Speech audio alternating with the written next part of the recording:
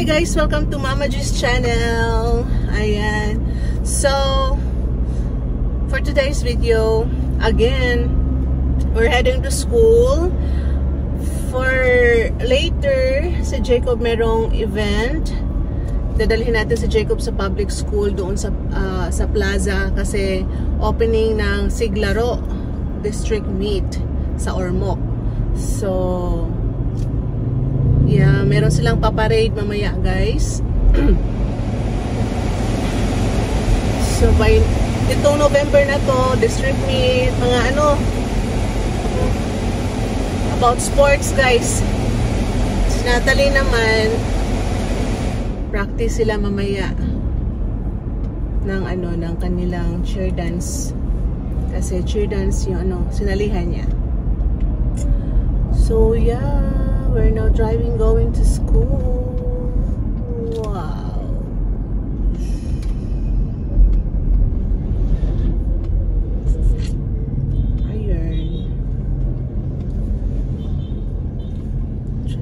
So now guys, we are now here at the public school kung saan sila magpaparade. Dito sila magsa-start pero lalabas sila sa campus, tapos iikot lang sila sa isang block and then balik na sila sa inside the campus. Tapos meron namang ano, meron silang ang plaza sa loob, kaya doon sila held ng kanilang program para mag-umpisa yung siglaro nila, guys.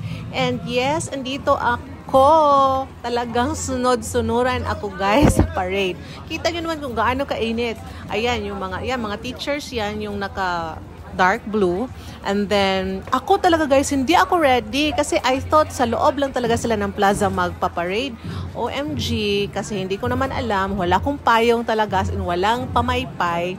As in, guys, yung itsura ko dyan is manas talaga. Grabe yung ano ko, yung pawis ko dyan. Kahit hindi ako naka-workout sa gym. So parang nag-gym na din ako, guys. Kasi grabe talagang tagaktak ang aking pawis. And then ayan, nakikita nyo, ito yung ano nila sa likod. Ito yung plaza nila, guys. So dyan sila mag-held ng program. So lahat ng mga schools na kasali, dyan sila sa loob. Magfa-fall in line. And then, yeah, talagang ganito ang trabaho ng isang ina, guys. So, ganyan si Mama G ka-supportive sa kanyang baby boy, of course. First time ni Jacob makasali ng mga ganito, mga district meet. And kasi nga, ganyan siya ka-devoted sa kanyang taekwondo, guys. Talaga naman, talagang taekwondo talaga ang napili niyang sports, guys. Kasi every time na natatamaan yung anak mo sa mga sipa, guys, talagang feeling mo ikaw yung nasasaktan. Ganyan talaga, no? So, anyways, dahil yan naman yung gusto niya. So, yeah, hayaan na lang natin. And, ayan, guys. So, sila dyan. Diyan sila fall in line. Tapos, ganyan, mainit yan yung panahon na yan, guys. Super init.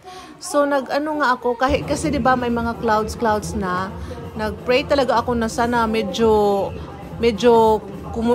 kumulimlim ba yung tawag niyan? Na sana medyo mawala yung init, guys. Kaya grabe ka-init naman sa mga panahon na ito. Super. Kasi paano na to parang around 10:30 na ata to, guys. So, papunta ng alas 12, guys. So, kumusta? Super init na talaga.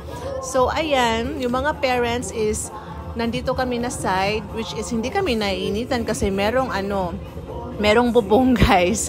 So, yeah, may mga may mga tawag nito, yung parang bench ba? Oo, so nakakaupo kami mga parents. Napapanood namin ng aming mga anak, and then yung color white t-shirts, yes, yan yung school, mga representative ng SPC school. So, iba't ibang mga sports yung mga nila nire-represent.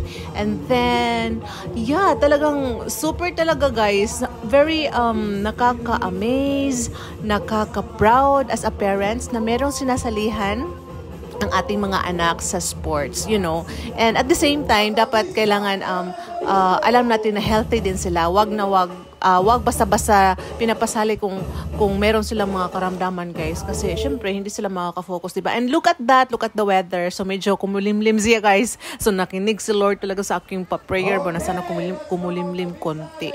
So ayan, mag-yells yan sila, guys, mag-yells. Meron silang mga pa-cheer pala. So yes, bawat school meron silang giandam ba? May giandam silang mga cheer, and then merong parang contest din yan, guys, kung sino yung may pinakamagandang cheer. So meron silang may award. So yeah, sino kaya ang mananalo sa kanila, guys? Ayan, mapaka-colorful ng iba. So ayan, nag-start na yung kanila, guys. Pakinggan natin.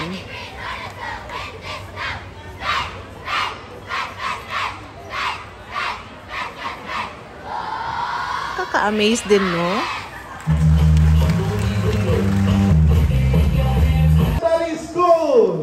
Char, talagang pinaghandaan nila to, guys.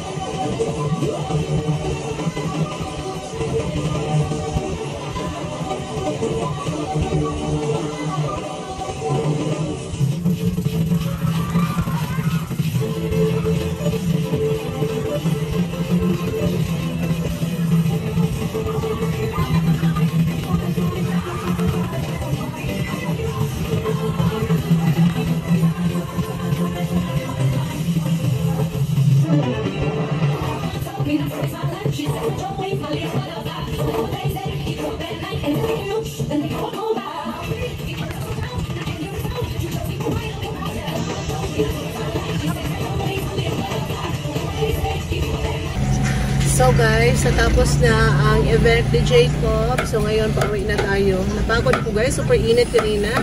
Uban-uban ang mama sa pagpuan, guys. Uban-uban sa parade. Super init. First time din ni Jacob sa mga ganyan, mga parade, guys. So after nun, pumunta kami ng SM. Bumili kami ng Crocs, guys, kasi yan yung niya, request niya. So binilhan natin siya ng Crocs. Color gray yung kulay. Kasi wala silang yung gusto niya na color blue, dark blue. Pero maganda din yung napili niya. Mahal-mahal din pala yung mga Crocs, no? Kasi 4,000 plus yung nabayaran. And then, ngayon, nag-stop by tayo sa pinagbilhan natin last time ng lechon manok at saka liempo. Kasi para hindi na ako magluluto, guys, ng lunch. And then, meron pa akong pending na labahin doon. So, pinay doon ako, kinag-vlog ko. So, kasama ko siya ngayon. So, half day lang siya. Nunid na pumasok si Jacob. So, half day lang siya. Si Ate Nat, andun pa sa school. So, tatapusin ko yung labahan ko sa bahay after natin kumain.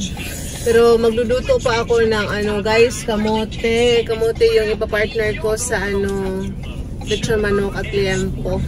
Hindi naman natin mauubos yan. Pila kuya? Kuha tayo, ma'am. 470. Ay. So 470 lahat, guys. Kaya lang. Oh, Kob, ayaw itamak, ha? Ayaw tamaki. Isa. Salamat! So, let's go na, guys. Meron na tayong ulam for today's video.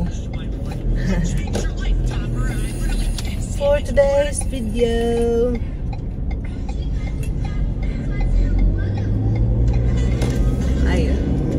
Ang bango talaga ng kanilang manok po. Sausaw natin sa ano guys. Sausaw natin sa pinakurat. Surprise sauce in English.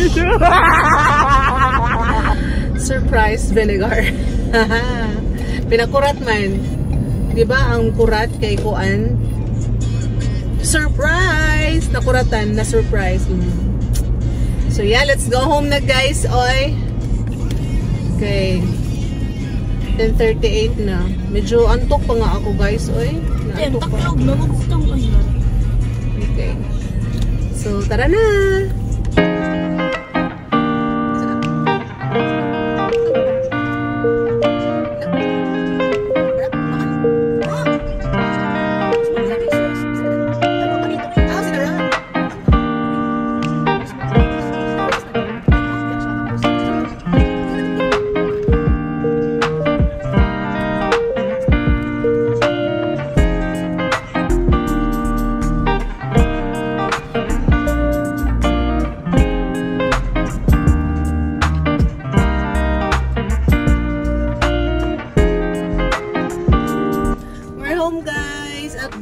Gutom na akit. Hindi ako nakakain ng breakfast. So, mag-early lunch tayo, which is the brunch. Breakfast and lunch. Isahin ko na lang yan. And yeah, we're home. Kain tayo, guys!